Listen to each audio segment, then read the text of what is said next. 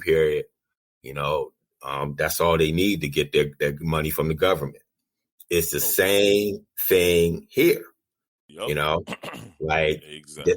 they don't want to keep losing money because less kids are in public schools and they're going to these private schools and these charter schools. So it's like, nah, we got to slow this down. And the fact that Black Lives Matters was a part of the moratorium, like, is sad.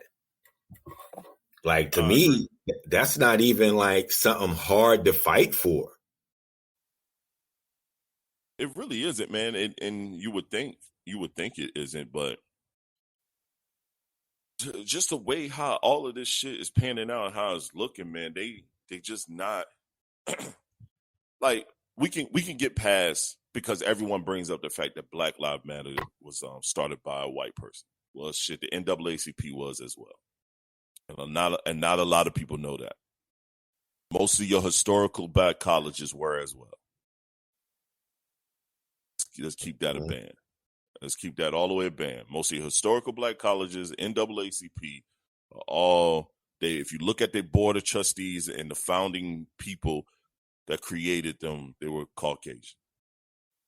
So, with that being said, you kind of sometimes, I hate to say it, gotta overlook that if you're not gonna look at everything. But then you look at the totality of how their business is being ran and how they're actually helping people.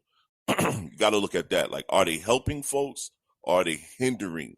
Or are they not even hindering? Are they causing more confusion than there should be? I like that last part because I think they've done more good than bad, but I just think that because it's not centralized and just chapters can just pop up and whatever city decides to form, you're gonna get fraud, you know, both from the belief in the movement and from a financial, you know, standpoint. You know, people know it's probably easier to get a nonprofit. You know, I guess it depends on the state. I have a nonprofit called Saving by Creating, and it wasn't easy at all. I don't ever mean that a nonprofit is easy. But now to get funds, to receive funds, it might be a little bit easy, especially if you connect it, and especially with them, you know, being started by a white person. So the funds you understand what I'm saying? So I mean, that name going and saying, well, we want to start Black Lives Matter chapter here. I just think they already know about it, you know, so they probably have less to prove than just any old other nonprofit. That's all. I don't mean easy by any stretch. But I guess my point is, man, they're making it hard because they don't have a centralized message. One, they don't have they don't have an agenda, period. I don't care how many times people get on, they bring those black kids on MSNBC to talk and things like that. It's like nobody's following that. That's not what black people are paying attention to. Like, once you get past the law enforcement angle, it's like, what's next? And then it's some general stuff about corporate and what specifically are you doing to push these corporations to hire black executives, start initiatives in black communities? I don't think they're doing any of that, my guy, to be honest. Any of that you said ain't happening, bro. And so that's what's disturbing. I feel like all the answers to what we want, or at least how we can move forward as a country, is out there. And I'm always like that's why I turn the TV off so much now, because it's like, it's almost like they want us to be at each other, like, because these politicians raise money off of the beef. Oh, it's easier that way. It's easier to keep us divided and confused than it is to make us, to get us to come together and work together. It's just easier that way. Like there's dissension has always been a popular tactic in war. Like real quick, and we're gonna move on. Like let's take Senator Joe Manchin from West Virginia, right? Just saying he's like Republican light, and he's, hey, let's work with them and let's do this. And a lot of Democrats and a lot of progressives, a lot of other Democrats and mostly progressives and those further to the left are saying that he's in the way. And I'm like, okay, it's June. All right. So now you've been talking this for 5 months. Nothing's changed in his posture. So you're telling me, like, you can't go to West Virginia, talk to these people who's been living off coal about how they can, transition to cleaner energy and get jobs in the new field. And I'm like, what's so fucking hard about that? Right. Earl, you know it's not that hard, but let's keep it once again. Let's keep it real. People within those areas, all they know is one thing, and as soon as you bring it, and that's how they have always made their money, is with that one thing. So as soon as you bring in something else and a different perspective, different change, because of the way the world is changing, and we know fuels like that, coal, is becoming obsolete with the invention of, you have the wind propellers that, help with electricity and other realms. You have, everyone is trying to go clean now, so everything is going clean. No, I hate to cut you off, but you're not even an expert on these subjects, and I'm listening to you, and I'm like, see how easy it is to explain. Like, it is very easy. So that, like, it just further, like, but the ignorance of the people, though, that's the thing. The ignorance. You see, I've always made money doing this, and now you're hindering my way of life. Okay. Now, they don't want to hear the fact that this is becoming obsolete. And we're not going to be using this anymore with the inventions that's now starting to happen, where these type of fossil fuels are irrelevant. You're hindering my way of life for my Midwestern or Mid-East Oklahoma or, mid-country way of living. So now that you're doing that,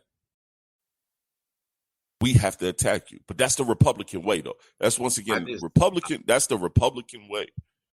And I don't like the Democrats, but you know how it is. Okay. I get everything you're saying, and you're right. That being said, man, 1 minute, and I'm not saying me and you, but society is like, oh, they from West Virginia. So if you're saying that, like, okay, these people are low educated and this, that, and the other, you have to change your messaging, and you have to bring a direct message to them, and you have to go to the heads of these corporations and say, hey, this is the tax break we'll get you to start the process of transitioning. This is what we'll do to train your employees to go from mining coal to working with these cleaner. You understand what I'm saying? And they can't just go on a press conference. So they just can't go on these cable newscasts and then think that everybody's watching that, man. Like, rich white conservatives started Newsmax, and they have White House access. You understand what I'm saying? So, like, we can't count on the traditional messaging to get to people, because people are watching what they want to hear now. Right. Like, if they want to hear that, Black Lives Matter is terrorists. And if they're going to investigate January 6th, they should investigate them. They watching Newsmax and they're going to, that website and they going to Fox News or whatever, So I just feel like it's a state that Trump won by 40%. So you already know the mind state. And if you're really saying that you want to reach across, then say, hey, Senator Manchin, let's do a tour of your state, and let's get the message out about why this plan is important. Fam, if I keep you dumb, I keep you voting the way I want you to vote. See?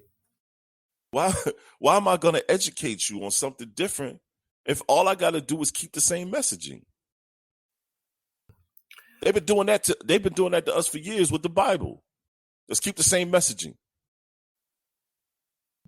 So if I keep you dumb, like what they say about black people all the time, the best way to hide something from a black person is put it in a book. But guess what? We're reading now more and more and more now.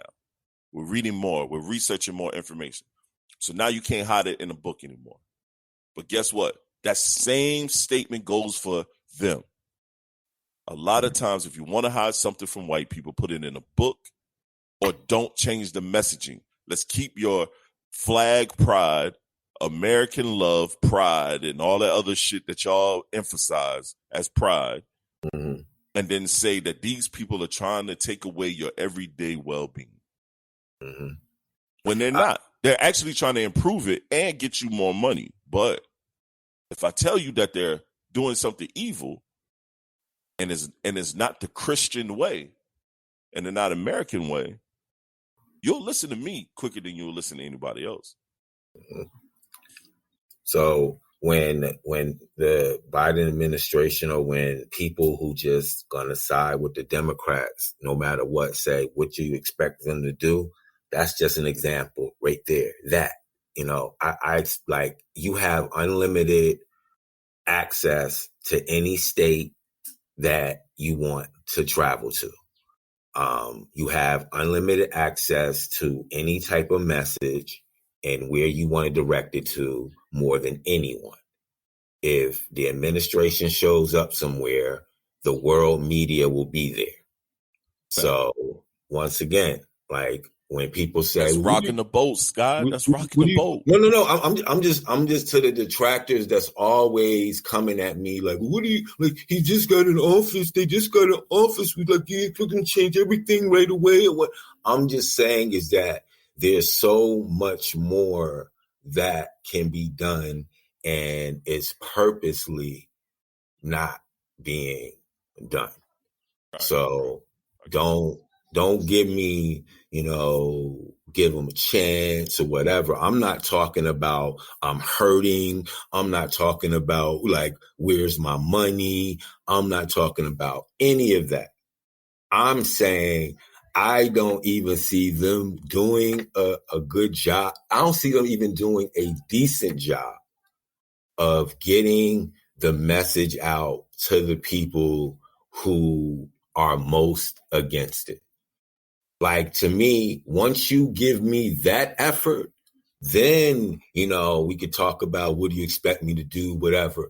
But you haven't even done that. If you were running for office and you knew these people probably weren't going to vote for you, you'd waste the money campaigning.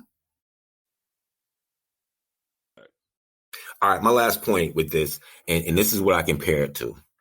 When they were trying to push the healthcare when President Obama was in office, the right put out a full court press of why they didn't like it. Right. And the left, the middle, whoever, they did nothing but just say, don't you want everybody to have healthcare?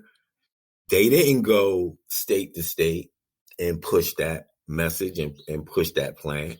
They just felt they were doing the right thing and people would side with them. And what happened? It was a very divisive bill. And here we are again. And when we still need it. That's the funny part about it. It's a divisive bill that helped so many people. So when they tried to cut it, these people went into a panic.